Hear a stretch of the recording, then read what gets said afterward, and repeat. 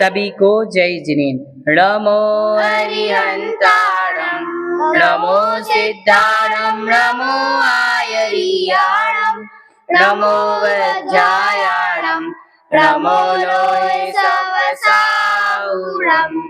जय बोलो देवादिदेव एकचराश्री आदिनाथ भगवान की जय।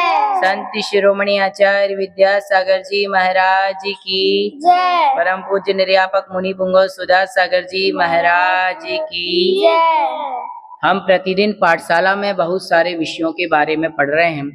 पूर्व की कक्षा में हमने आचार्यों के बारे में, मंगल, गति, कषाय, इन सब के बारे में पढ़ा। चलिए मैं आज आपसे कुछ प्रश्न पूछ लेता हूँ। पर्व बताओ, नमोकार मंत्र में कितने पद होते हैं? भैया जी नमोकार मंत्र में 5 पद होते हैं। बहुत बढ़िया।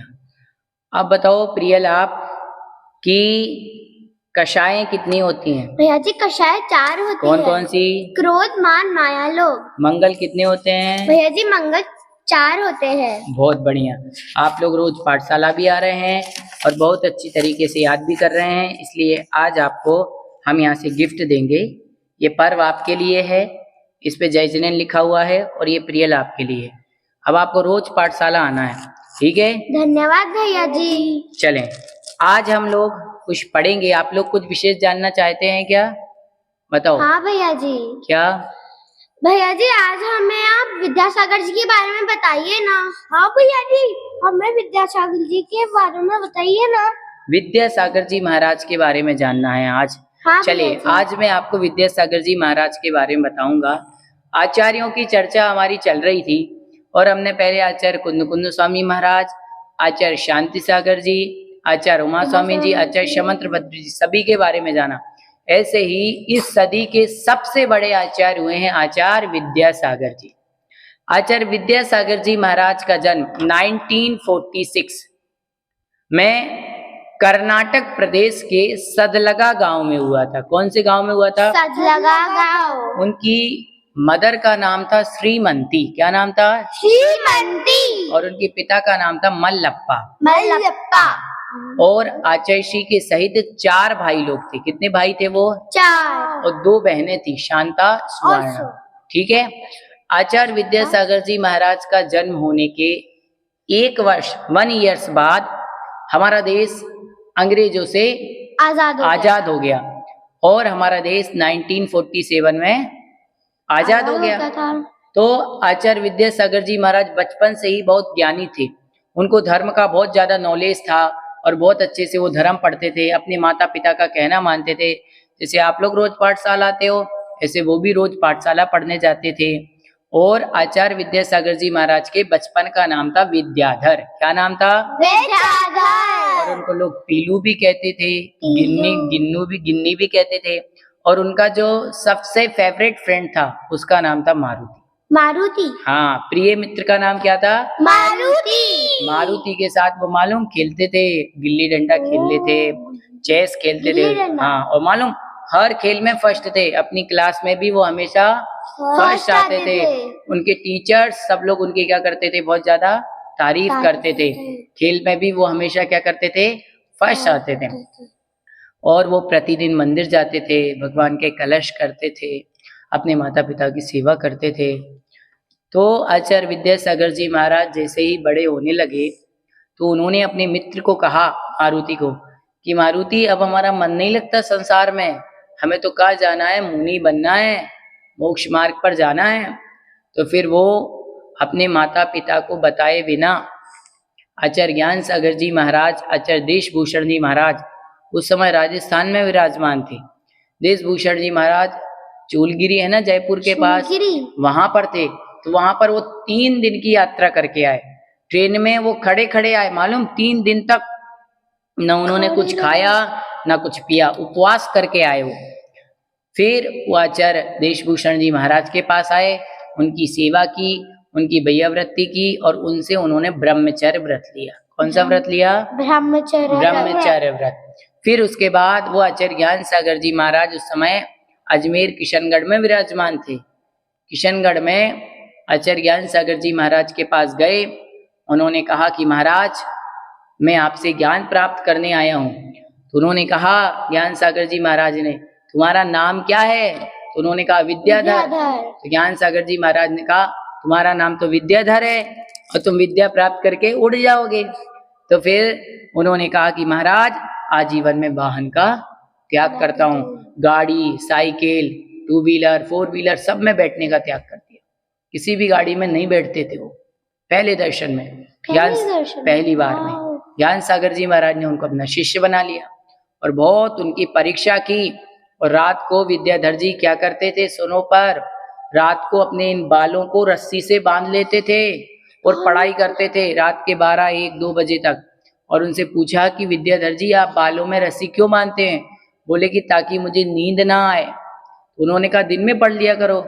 तो बोले कि गुरुजी बहुत सारा पढ़ाते हैं ना, तो अगले दिन याद करके उन्हें सुनाना पड़ता है, इसलिए मैं बहुत सारा याद करना पड़ता है। तो रात को वो पढ़ते थे, उनको कोई लोभ, कोई लालच, कोई इच्छा नहीं थी।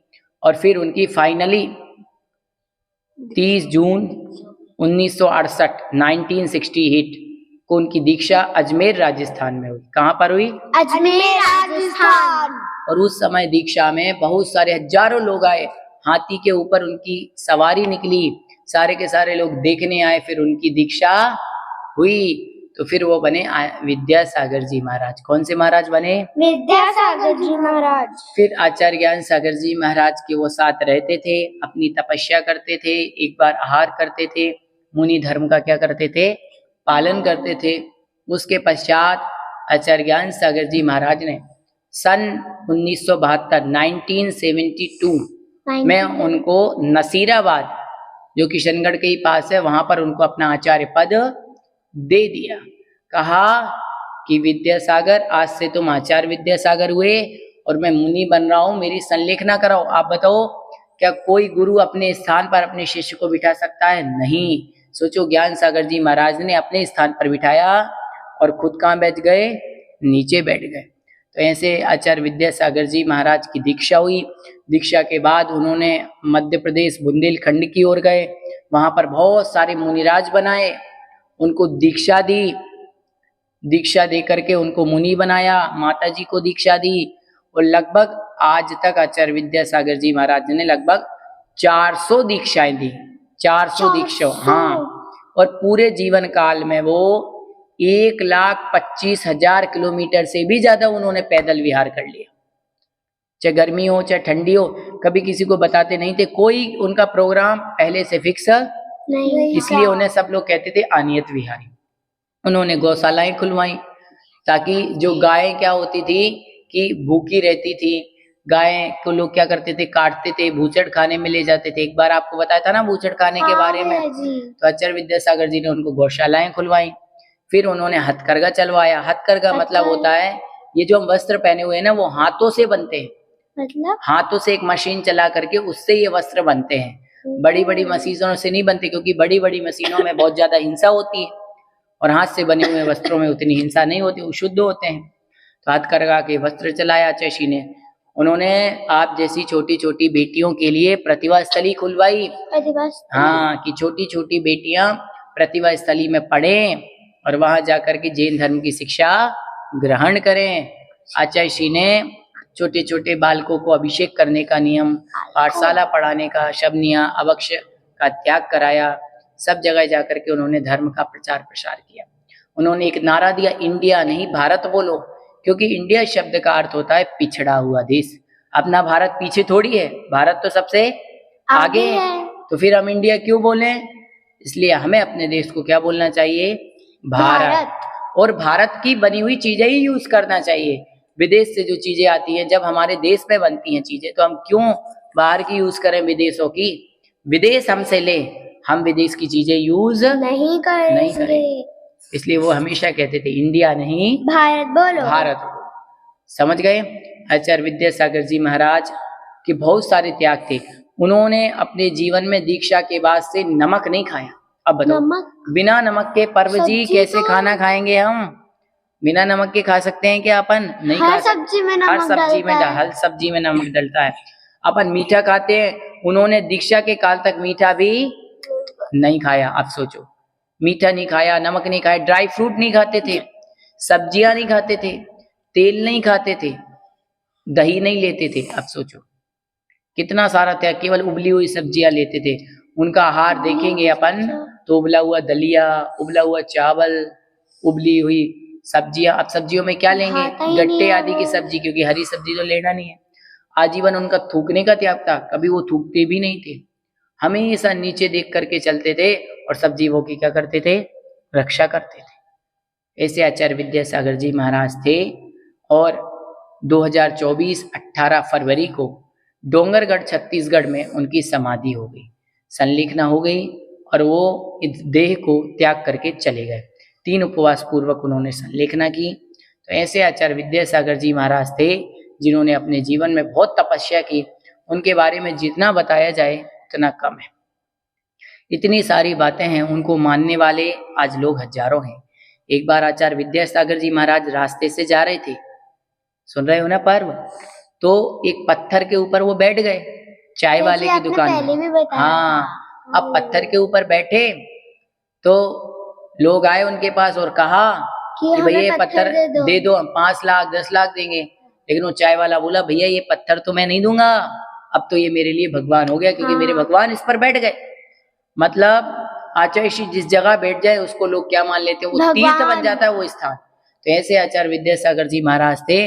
लोग उनकी बहुत विनय करते थे, उन्हें कभी किसी चीज में राग द्वेष नहीं था, सुगंध दुर्गंध में राग द्वेष नहीं था, कभी खाने की लालसा नहीं थी, कभी कोई उनकी प्रशंसा करे, कभी किसी की बुराई नहीं करते थे, हमेशा पॉजिटिव और सभी के लिए अच्छा ही अच्छा वो कहते थे, लोगों को व्रत देते थे।